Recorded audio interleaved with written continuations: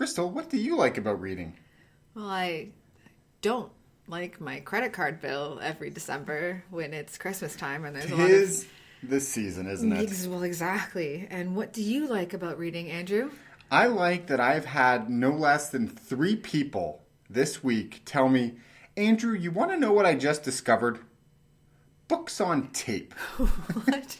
Who discovers a 30-year-old technology? I presume they mean audiobooks. But the books on tape is a really... Books on tape to me means that like... Do you remember that like plastic binder where you'd open it up and be like 12 cassettes? That you had to pry out and that you'd have to pry out. If you didn't break your fingernails off trying to get those cassettes out, then you would cut your hands up with that plastic binder that would sit on your shelf. Well, you've just... And apparently 3 people I know have just discovered this. You've completely dated yourself. Congratulations. Yes, I have. Everybody, welcome to Goldilocks and the 3 Cares podcast, where we take a look at a direct published work with what's too hot, what's too cold, and what's just right.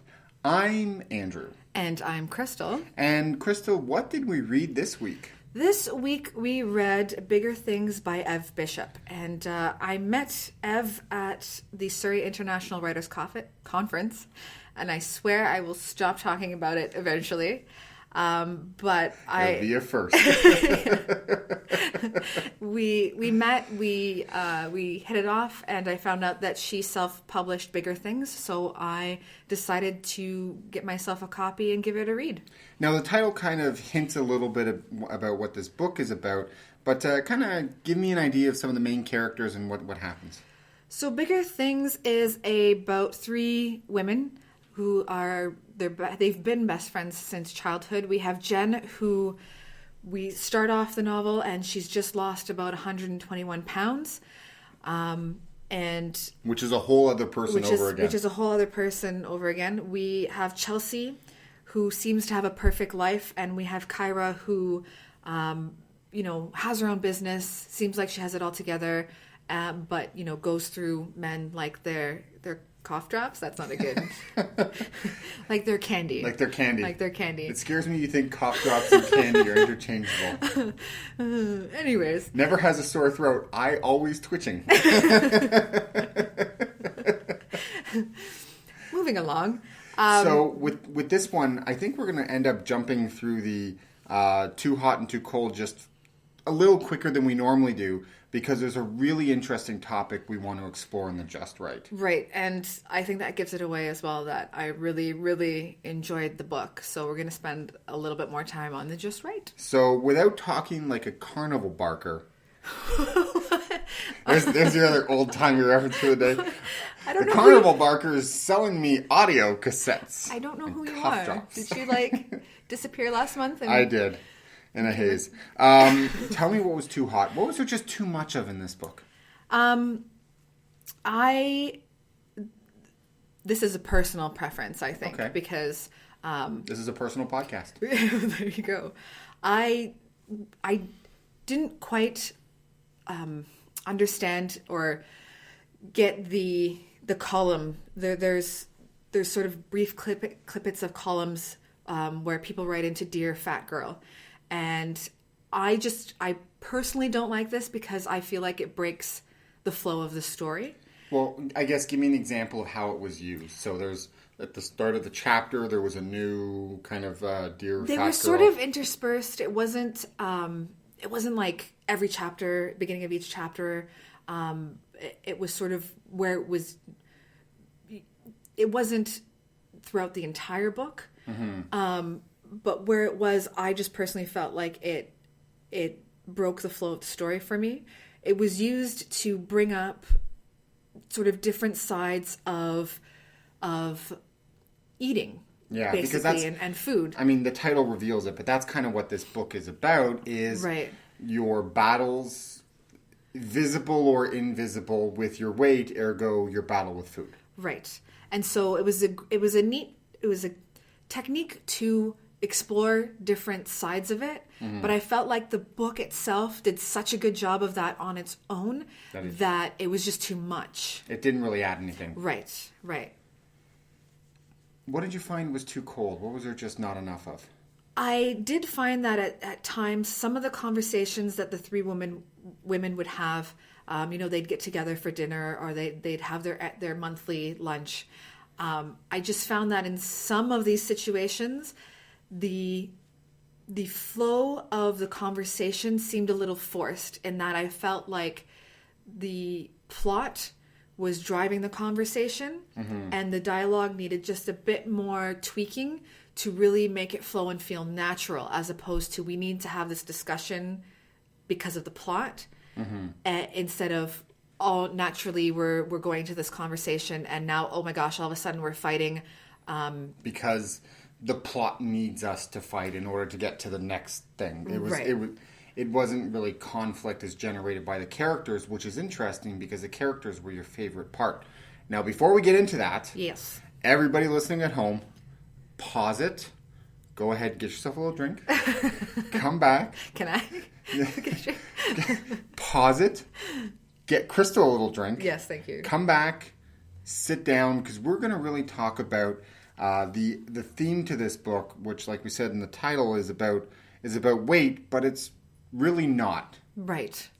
My favorite thing about this book was the characters and the way that Ev approached the characters. And that's what was just right. That exactly was just right. Well, tell me about the three different characters and why you felt that they were so rounded.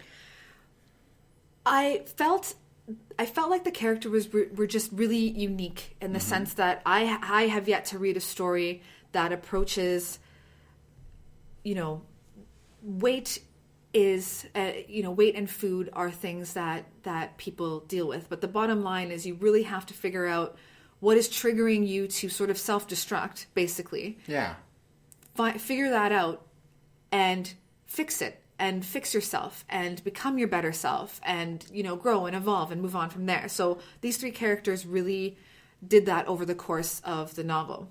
And I guess maybe more traditionally we would have thought of weight as like, hey, put down the fork and go run a lap, when we understand much better now that that's not how the motivational system has been wired, by something else. This book is titled Bigger Things, and it's about weight, but the characters are not really dealing with that as the actual issue, because it's not the actual issue. Exactly, which is why it's called Bigger Things. So tell me about Jen. Right, yes, the initial question, the characters. So Jen, as I mentioned before, she has just lost 121 pounds, I think it was.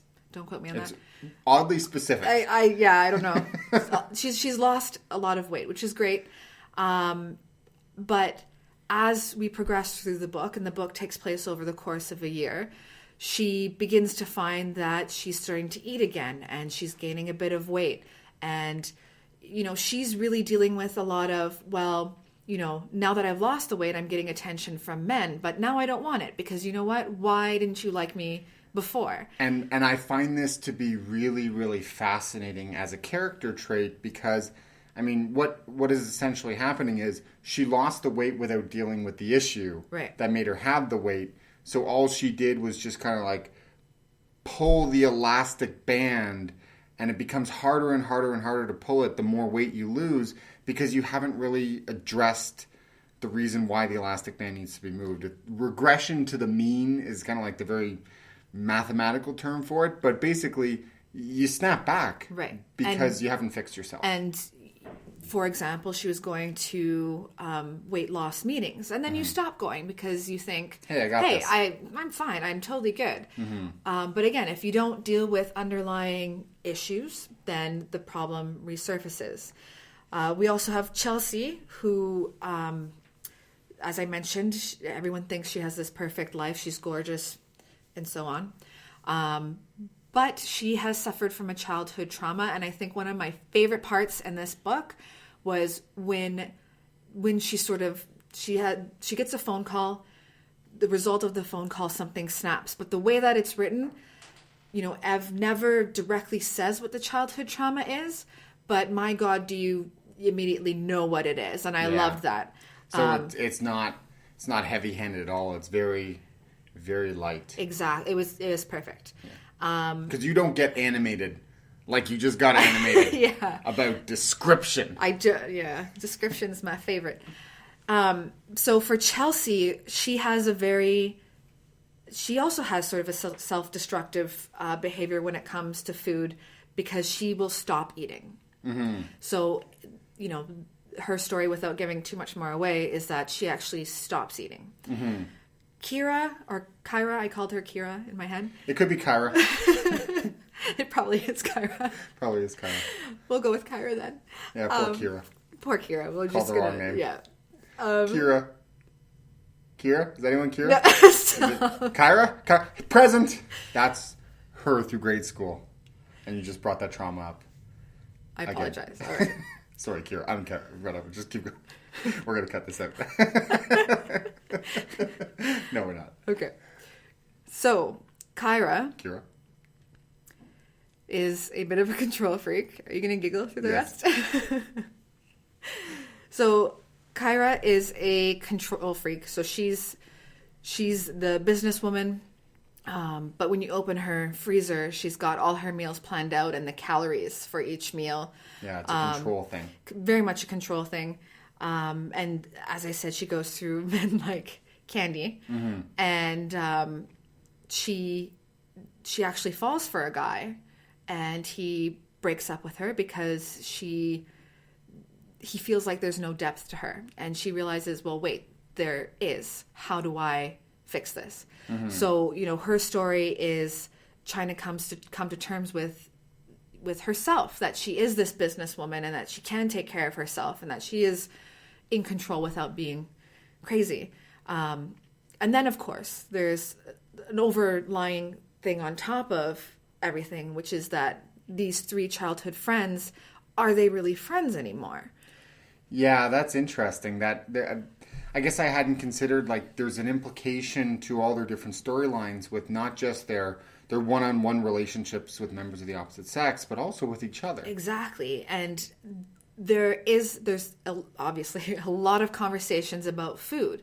And it's interesting because, the conversations about food trigger different emotions in each of them, which then triggers the conversations to either get out of hand or not. And it was a very interesting way, I think, of telling the story, from the perspective of someone who's already lost the weight and is trying to deal with it, instead of, because I was talking to you about the book while I was reading it, and you said, well, typically, don't you have a story where someone's losing the weight and then their life is amazing? And I think that, or going in the other direction, all three people are relatively, considering that, the title and the topic, they're relatively, weight stable. Right. Exactly. And this story told sort of the aftermath of that person losing the weight. Is that, do they really change? Or have they just masked everything that is really the issue, and now everything is going to suddenly come to a head? And I thought that was a really interesting take on the traditional, women's, I'm going to better myself and just lose all this weight. This book would traditionally be a nonfiction book and would be in health and nutrition. Why do you think it's fiction? Why do I think it's fiction? I'm going to pretend I'm Ev for a second. Okay. I think if I was going to write a story like this, so it would be because I haven't read anything like this. Because, as I mentioned, it always takes that other side. I've never read any fiction where it's actually gone into women's relationships like this in such depth of, food isn't really the issue. Yeah. Dig deep, find out what that issue really is. It's kind of a Sex and the City on the surface, but much more profound. Exactly. Definitely. Good. Who do you recommend reads this book? It's definitely women's fiction. Okay. But again, Ev threw in some things from the male perspective Football? as well. No, sorry. Sorry to disappoint you, but no. Note to self, write about football. That's right. So, definitely women's adult fiction. If you enjoy that genre, pick up this book. And where can we find Ev Bishop's Bigger Things? I found it on Amazon, And if you go on Amazon, you can also find out her website information through her author profile. And where can you find us? We are on Facebook. Mm-hmm. Everything's Temporary. Keep going. We are on iTunes. Yep. Goldilocks and 3 Cares. Preach it. We are on Twitter. Okay. At Everything's Temp. Is there any more? And you can reach out to us at info@everythingstemporary.com. Well, everybody, thank you very much for taking the time to listen to the podcast. If you like what you heard, tell a friend, share it, like it. On behalf of Goldilocks and the 3 Cares, I'm Andrew. And I'm Crystal. Until next time, keep reading. Crystal, we have a problem. What? I don't think we have an outtake for this. Well, yeah, we do. I keep what? Preach it. Yeah. Come on. Yes. What's that Twitter handle?